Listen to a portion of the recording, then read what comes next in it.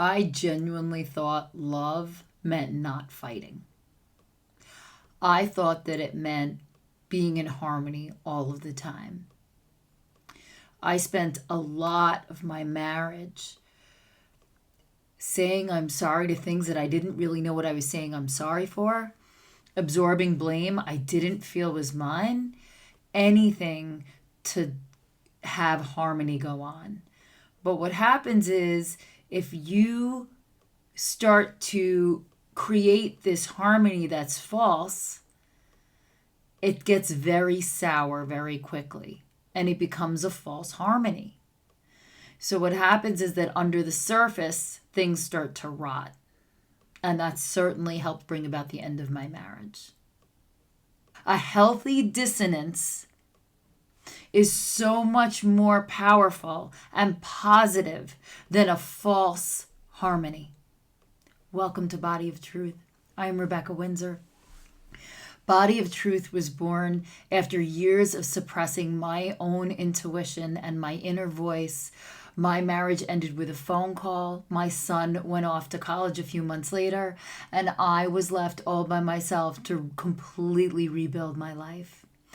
And in that space and time, I rebuilt my life using the following methods. The first thing is that I got quiet and I allowed that inner voice to actually start to speak up. The second thing was I got really, really clear on what I wanted. And the third thing was that I discovered is that to really make fundamental changes in my life stick, I needed to process them up and through my physical body again and again, creating a literal muscle memory so that my interior of my body changed and then the outside of my life changed in accordance with that. I hope to provide a place and the tools and tricks that work for me, a place for you to listen to your own inner voice and start that inquiry as well. So if you look at Tuesday's video, I was in tears. I had a collision with my man and it really felt awful. But I didn't run. I sat in the feelings. And even in the midst of it, which started out as like a texting back and forth thing, like I'm in 7th grade, I know better than that. But we both are writers, so I think we both thought, no, I think that he just doesn't understand me. So we both kept going like idiots. So one of the things that I do when I am involved in something that's in writing is I compose my texts in notes. And especially when you are in trigger, I reread my message before I send. And there are a couple things I had extracted because I'm not afraid to collide anymore. But there were some things in there that were simply darts. They were in there to wound. They were not constructive. And they weren't even like, a pushback. They were a weapon. And that's not constructive. So I took those 2 little things out, sent the rest, and then we had basically what I kind of call a clearing. We came together, we talked about what the facts were, what the exchanges were, how we both misinterpreted because it was by text where there was no inflection. And the other thing was I gave my data, which are the facts of what happened.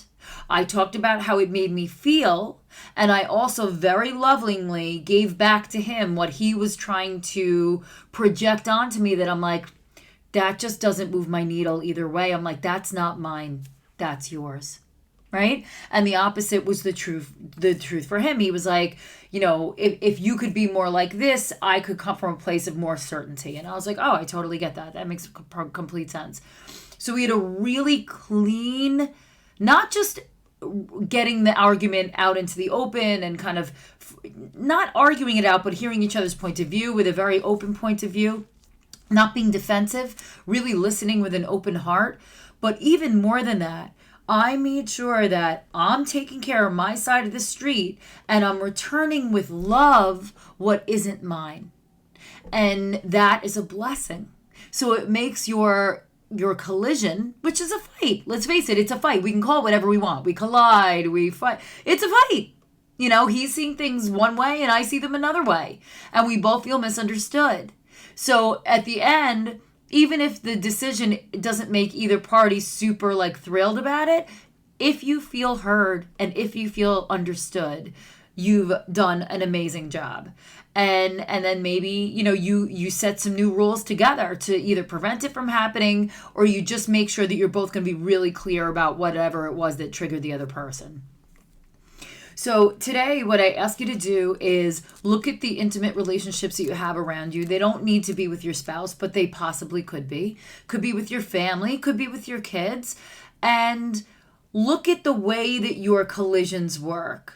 Are they in the trigger where you're kind of hurling stuff at each other in a way where you're using words as a weapon?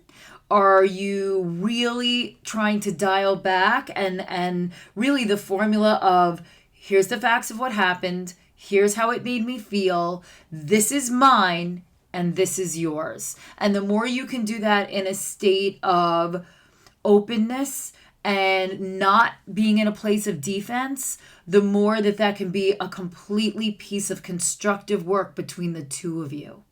And it really was. It was a beautiful event for me, because being someone who avoids confrontation and who is forcing herself to face things head on and honor her feelings and not back down from them, that is a super strong challenge to me, because my first instincts are to absorb their responsibility and say, no, I can absorb it. I can handle it. That's not healthy. The healthy thing is to return wrapped in a bow at their feet with love, that this is not yours, that this is theirs, and they need to look at it. That was the gift that I received this weekend from the collision. And it's taking care of me, and it's taking care of him. And it's also taking care of us. So through something that was deeply upsetting, and that I knew was probably a matter of perspective. We both were just seeing things from such a different point of view. From that kind of splintered viewpoint came something that became a way more beautiful whole. And I hope that you could practice this in your life and see if this kind of method works for you. I hope this was helpful. If it was, please subscribe. You can share this with someone that you think might benefit. And I upload every day, and I will see you tomorrow.